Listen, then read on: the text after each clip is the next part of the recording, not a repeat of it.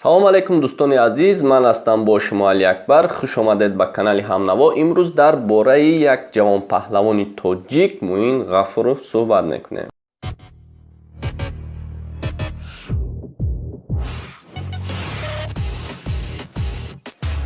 Муин Ғафуров 17 майи соли 1996 дар Тоҷикистон ба дунё омадааст. чихел ки медонед шумо, Муин бисёр ҳам маҳорати худашро нишон дод ва пирӯзии Муин Ғафуров дар чемпионат мира по боевому самбо баргузор гардид, ки дар он ҷо Муин Ғафуров ҷои аввалро гирифт.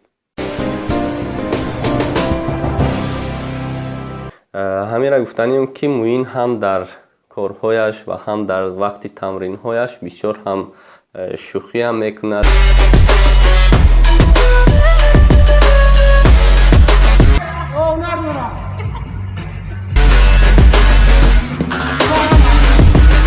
ва вақтҳои хубашро ҳам хуб мегузаронад.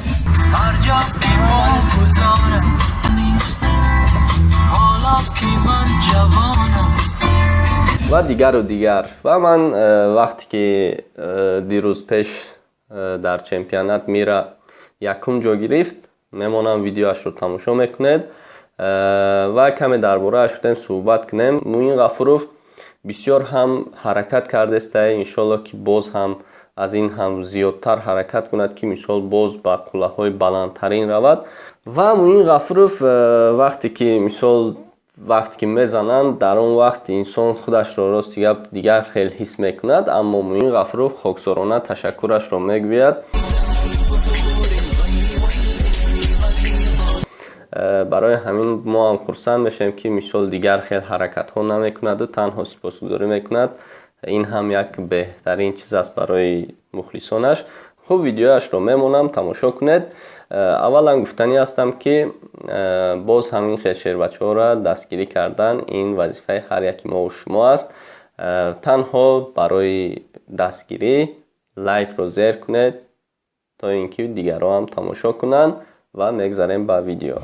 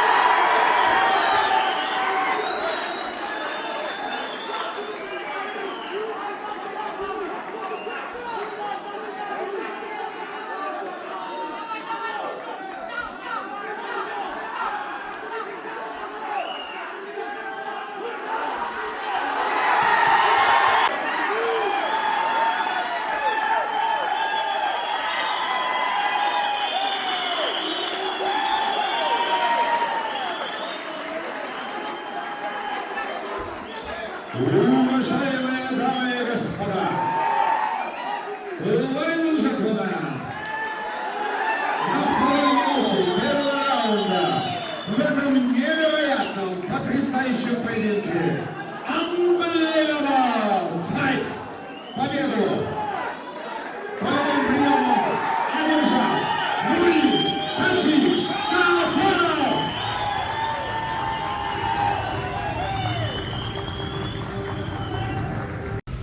Ман Ғафуров, ман در شهر دوبای تیاری دستم نزل تیم نگویرم انشالله ما تاجیکستان را اون مسابقه TFC ده انشالله ما یکم میگیرم.